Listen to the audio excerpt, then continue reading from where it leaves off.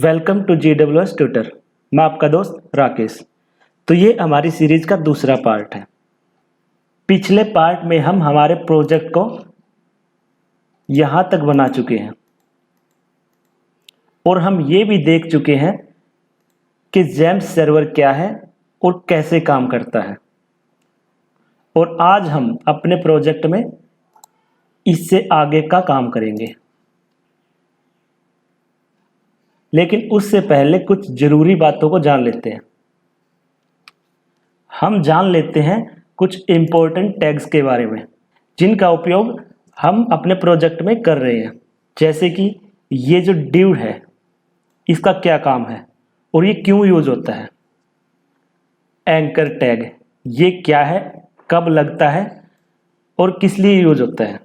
ul इसका क्या use है और ये li है इसकी फुल फॉर्म और ये किस लिए यूज होता है ये देखेंगे। और भी जो इम्पोर्टेंट टैग हमने अपने प्रोजेक्ट में यूज किए हैं उनके बारे में थोड़ा ब्रीफ में देख लेते हैं, ताकि जो बिगिनर्स हैं और वो अपना पहला ही प्रोजेक्ट बना रहे हैं तो उनको समझने में आसानी हो कि ये टैग्स क्या हैं और इनका क्या काम है। और साथ में थोड़ा ये भी समझ लेते हैं जो हम CSS में ये जो डॉट लगाते हैं इसका क्या मतलब है, और कई बार हम हैशटैग लगाते हैं उसका क्या मतलब है, और ये जो इसके आगे हम लिखते हैं ये क्या है, तो इसको भी थोड़ा जान लेंगे। तो आज हम देख रहे हैं HTML टैग्स। सबसे पहले देखेंगे डॉक टाइप। डॉक टाइप का यूज़ ब्राउज़र को ये बताने के लिए किया जाता है कि हमारा डॉक्यूमेंट कौन से वर्जन के HTML का उपयोग कर रहा है। डॉक टाइप को हम HTML से पहले यूज़ करते हैं, लेकिन HTML में ये ऑप्शनल है और ये कोई HTML एलिमेंट नहीं है। HTML टैग ये आपके HTML डॉक्यूमेंट की ओपनिंग करता है और ये टैग हर एक प्रोग्राम में होता है। हेड टैग ये HTML का बहुत ही इंपॉर्टेंट टैग है। यहाँ आप अपने वेब पेज का टाइटल लिखते हैं और दूसरे HTML और स्क्रिप्ट्स जैसे कि जावास्क्रिप्ट और VB स्क्रिप्ट का इस्तेमाल करते हैं। टाइटल टैग ये टैग आपके HTML के डॉक्यूमेंट के टाइटल के लिए होता है जो कि हमें यहाँ दिखता है।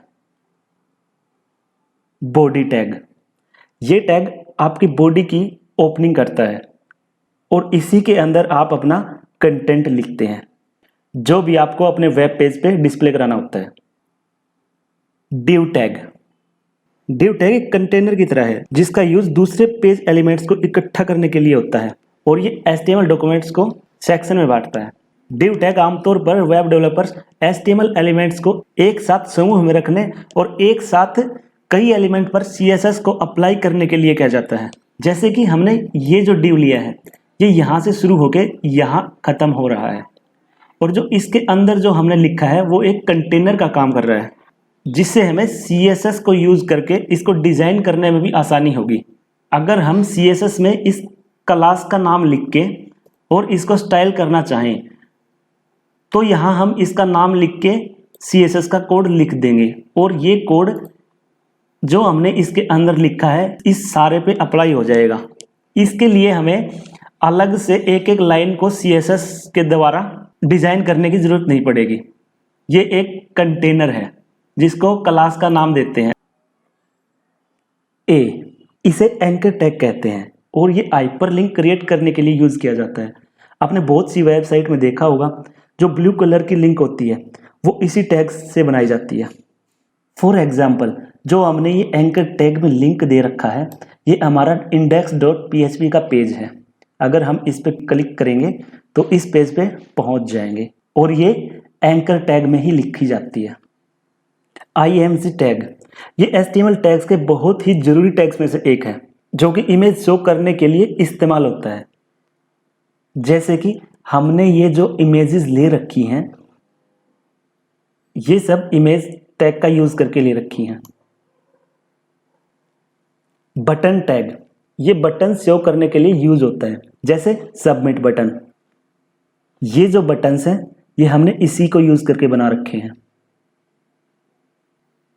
इनपुट टैग ये इनपुट टाइप होता है, जैसे कि text box, radio button, check box, इनके लिए इनपुट टैग को यूज किया जाता है। जैसे कि हमने ये चेक बॉक्स को यूज कर रखा है जिससे ये टिक लग रहा है। फॉर्म, ये आपके HTML डॉक्यूमेंट में फॉर्म को शो करने के लिए इस्तेमाल होता है। H1, ये टैग हेडिंग के लिए यूज होता है, जैसे कि हमने अपनी वेबसाइट में ये हेडिंग टैग का यूज करके ही बना रखा है। P, इसे पैराग्राफ टैग कहते हैं, ये पैराग्राफ लिखने में यूज होता है, जैसा कि हम कई वेबसाइट्स में देखते हैं लंबे लंबे पैराग्राफ्स को इसी टैग में लिखा जाता है। BR टैग, ये लाइन ब्रेक टैग होता है जो कि आपकी लाइन को ब्रेक करता है, जैसे कि हमने एक लाइन लिख ली और उससे अगली लाइन हमें उसके नीचे से शुरू करनी है, तो हम BR टैग लगा के उस लाइन को अगर लिखेंगे तो वो नीचे आ जाएगी। ये होता है कमेंट्स, ये टैग कमेंट्स को लिखने के लिए यूज किया जाता है, जैसा कि हमने ये यहाँ कोडिंग में भी लिखा हुआ है, ताकि समझ आ जाए कि ये क्या है। और ये कमेंट वाली लाइन रन नहीं होगी, बाकी सारा कोड रन हो जाएगा, लेकिन जहाँ कमेंट लगे हुए हैं वो रन नहीं होगा और समझने में आसानी हो जाएगी कि हमने ये क्या लिख रखा है। इसलिए हम कमेंट का यूज़ करते हैं, जैसे कि हमने यहाँ ये स्टार्ट कर रखा है और यहाँ एंड कर रखा है। इससे हमें समझने में आसानी होगी कि हमने बीच में जो कोड लिखा है ये क्या है। इसके बाद आता है बी टैग। इसका इस्तेमाल हम किसी भी कोड को बोल्ड करने के लिए करते हैं। यू टैग, ये टैग किसी भी टेक्स्ट को अंडरलाइन करने के लिए इस्तेमाल किया जाता है। टेबल टैग, इसे टेबल टैग कहते हैं और ये टेबल को बनाने के लिए इस्तेमाल होता है। TR टैग, ये टेबल में रोज के लिए इस्तेमाल होता है, जैसे कि आपकी टेबल में कितने रोज हैं उसको बताना इसका काम है। TD, ये टेबल में रोज के अंदर के डाटा के लिए यूज होता है और इसे आप कॉलम्स के लिए भी यूज कर सकते हैं। इससे आगे है UL टैग, इसे अनऑर्डर लिस्ट कहते हैं और ये आपकी लिस्ट को अनऑर्डर्ड यानी बुलेट के फॉर्म में शो करती है। इसके बाद है LI, इसे लिस्ट टैग कहते हैं और ये लिस्ट बनाने के काम आती है। लिस्ट टैग के दो टाइप होते हैं, OL और UL लिस्ट। आगे देखते हैं OL टैग, ये लिस्ट टैग के अंदर इस्तेमाल होती है और इसे ऑर्डर लिस्ट कहते हैं, जो कि आपकी लिस्ट को नंबर्स में शो करती है। इसके बाद है टेक्स्ट एरिया, इसे टेक्स्ट एरिया कहते हैं, जहां पर आप एक टेक्स्ट स्पेस देते हैं और जहां यूजर फॉर्म में कुछ भी टाइप कर सकता है, जैसे कि हमने अपनी वेबसाइट में यहां इसको यूज कर रखा है। यहां यूजर अपना कुछ भी लिख सकता है, तो ये टेक्स्ट एरिया का काम है। इसके बाद देखते हैं सेलेक्ट टैग को, ये ड्रॉप डाउन मेनू के लिए इस्तेमाल किया जाता है। इसके बाद है स्टाइल टैग, यहां पर आप CSS स्टाइल की जानकारी देते हैं। तो ये थे HTML के इंपॉर्टेंट टैग्स जिनको मैंने एक्सप्लेन किया है और उम्मीद है कि आपको समझ भी आया है। और अब हम थोड़ा CSS को भी देख लेते हैं। तो ये है CSS, जैसे हमने ये HTML लिख के इसके नीचे जो कोड लिख रखा है, ये HTML ये है जो यहां से शुरू होके यहां पे खत्म होता है। और ये जो CSS का कोड है ये HTML के पूरे पोर्शन को डिजाइन कर रहा है, जो कि यहां खत्म होके ऊपर शुरू हो रहा है। जैसे font size 62.5%, overflow, hidden, background colour, ये जो कि ये है जो हमें हमारे वेबसाइट के पीछे दिख रहा है। ये पूरा HTML यहां से ऊपर से शुरू होके नीचे तक जो है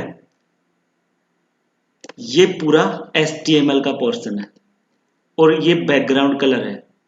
और इसके बाद ये जो है हेडर 1, ये एक क्लास है जो कि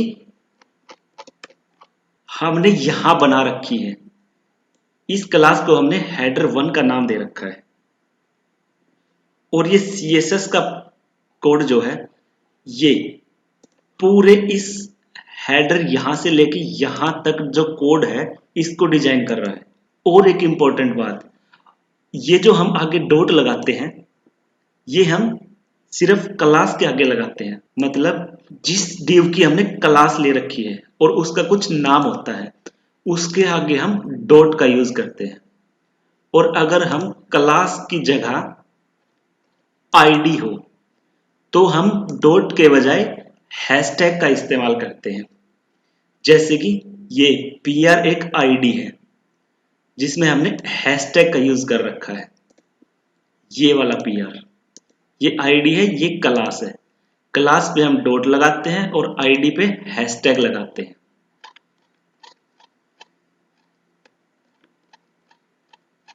और ये जो @मीडिया है, इसका यूज हम वेबसाइट को रिस्पॉन्सिव बनाने के लिए करते हैं। तो इस वीडियो को और लंबा न करते हुए आज की वीडियो हम यहीं खत्म करते हैं और आगे का काम हम अगले पार्ट में देखेंगे।